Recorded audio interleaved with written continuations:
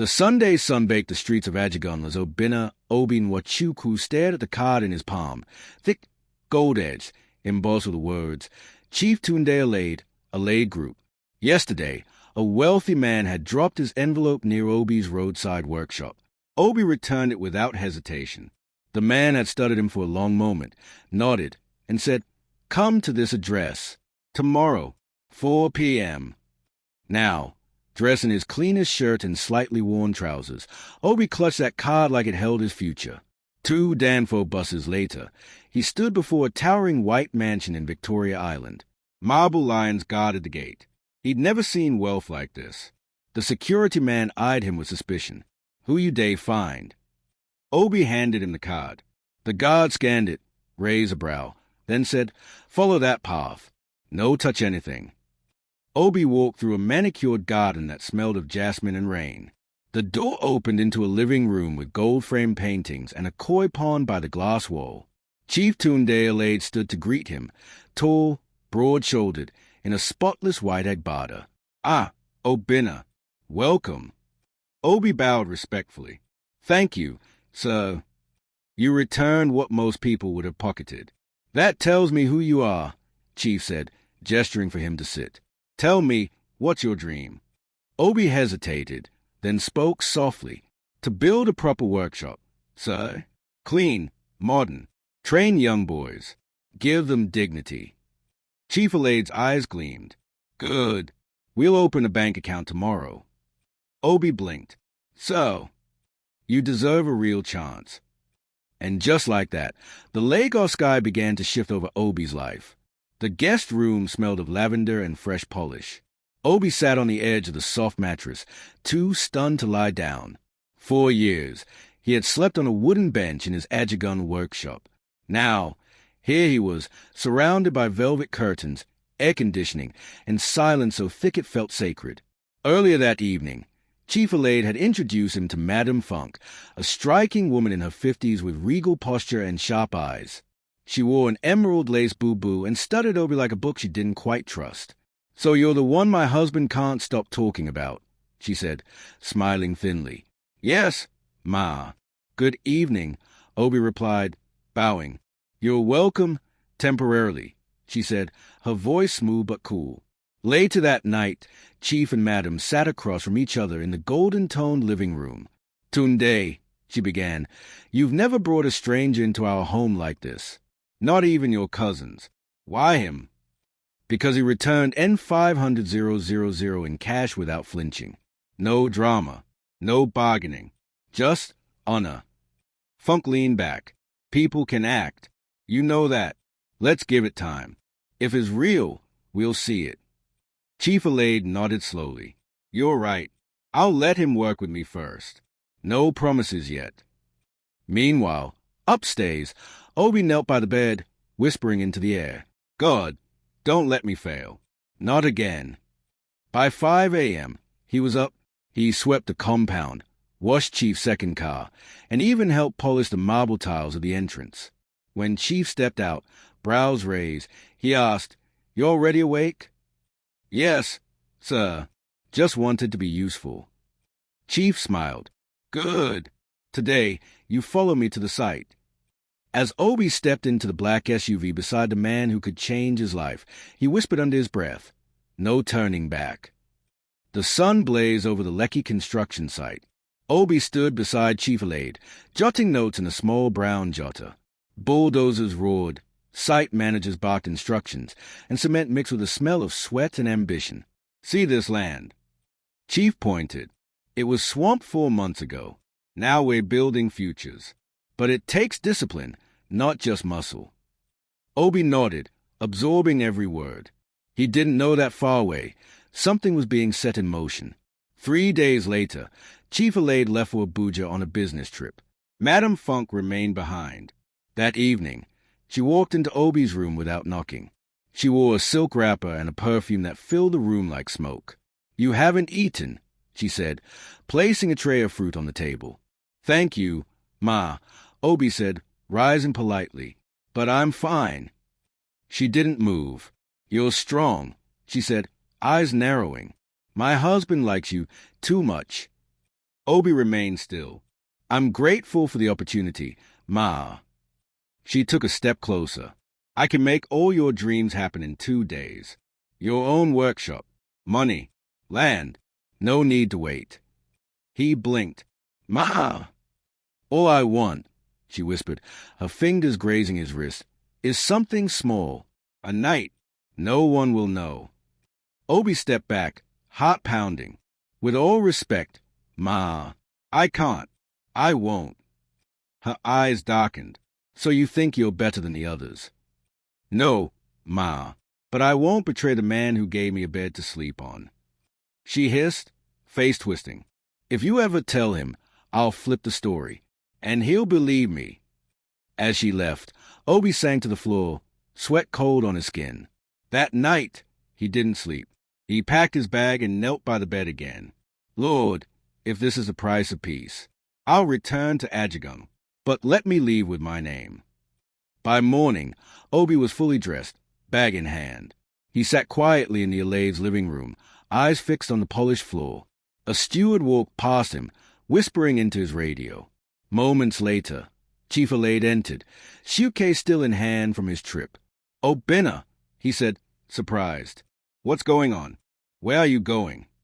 Obi stood and bowed slightly. So, thank you for everything, but I need to leave. Why? Did someone offend you? Was it my staff? My wife? Chief asked, voice tightening. Obi looked down. It's just time for me to go. I don't believe that, Chief said firmly. Tell me the truth.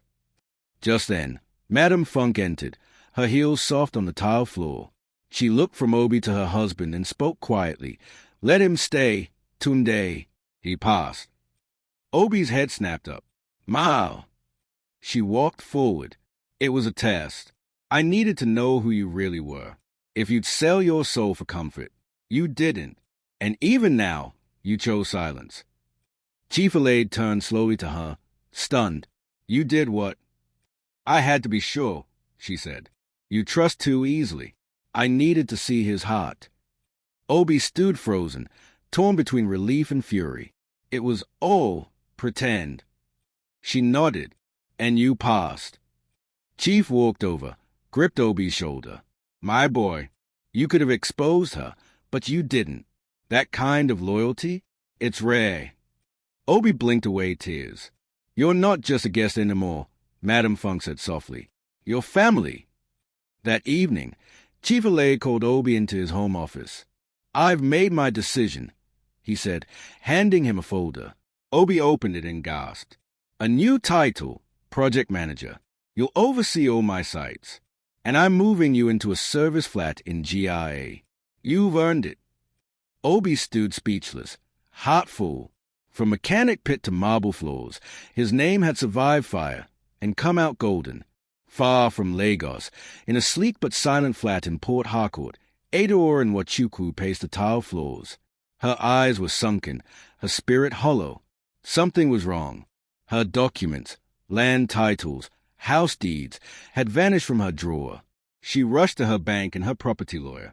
The news cracked her world in two. The house had been sold. By ease. With forged documents. Money transferred. Property gone. Adaora collapsed in the parking lot, gasping for air. Betrayal had never felt so sharp. She tried calling Ease. No response. That night, she found him. At a hotel. With the same woman Obi once warned her about. Pregnant. Radiant. Wearing Adaora's stolen necklace. Ease opened the door. Shocked. What are you doing here? Adaora didn't answer. Her voice was calm, eerie. You sold my house. Wait, I can explain. She pulled a small pistol from her handbag. The woman behind him screamed. Ease stepped back, his mask cracking.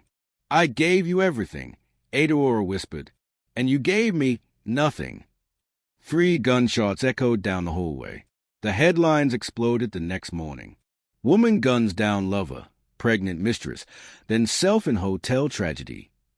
In Lagos, Obi locked himself in his apartment. He sat in silence, face in his hands, as the news played on repeat. His sister, his Adaora, was gone. He wept not just for her death, but for the way the city had devoured her. First love, then shame, then silence. He lit a candle in her name, and whispered, I tried. I really tried. It was a calm Saturday afternoon in Lekki.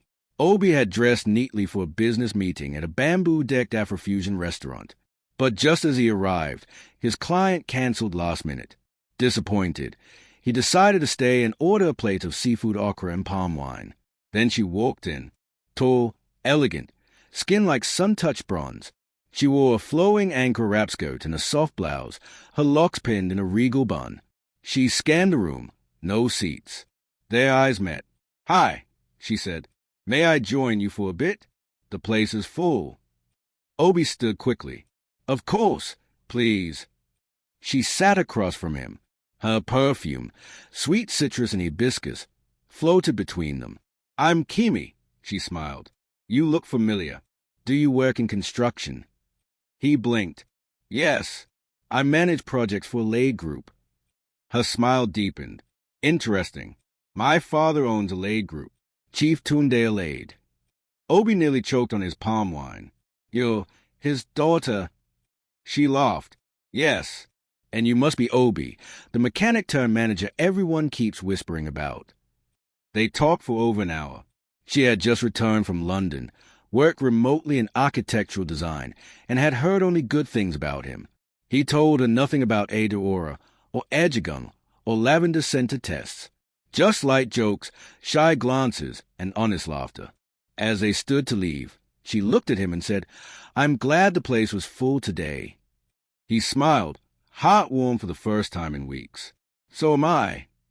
They exchanged numbers, unaware that this quiet afternoon in Lekki would grow into something neither of them expected, but both desperately needed. A month passed. Obi and Kimi exchanged messages that slowly turned into long evening calls. Each conversation felt like a balm to Obi's bruised soul. But in the quiet corners of Port Harcourt, karma had begun to stir. Adeora's old colleague called Obi one night, voice trembling. I warned her. Obi, I told her Eve wasn't right. But she didn't listen. I'm sorry. Obi thanked her and ended the call, the lump in his throat growing. He lit a candle that night, Adeora's birthday.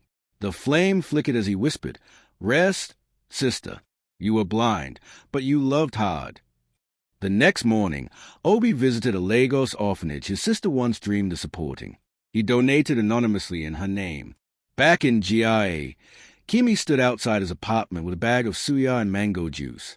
You've been distant, she said as he opened the door. Obi looked at her with tired eyes. It's been a year. She nodded. Tell me about her. And for the first time, Obi spoke of Adeora, of betrayal, of warnings ignored, of the tragedy that followed. Kimi sat beside him silently, then reached for his hand. You don't have to carry all of it alone. They sat in silence until the stars took over the Lagos sky. That same night, at the rooftop of the Alade mansion, Chief Alade looked down from his study window and smiled. He had watched them laugh in the garden earlier. Two hearts, one mended, one still healing, finding a rhythm. He turned to his wife. Do you see it now? Madame Funk smiled faintly. I see it. And for once, I trust it. Obi had passed the test of fire. Now, something softer was blooming, love without conditions, peace without pretenses.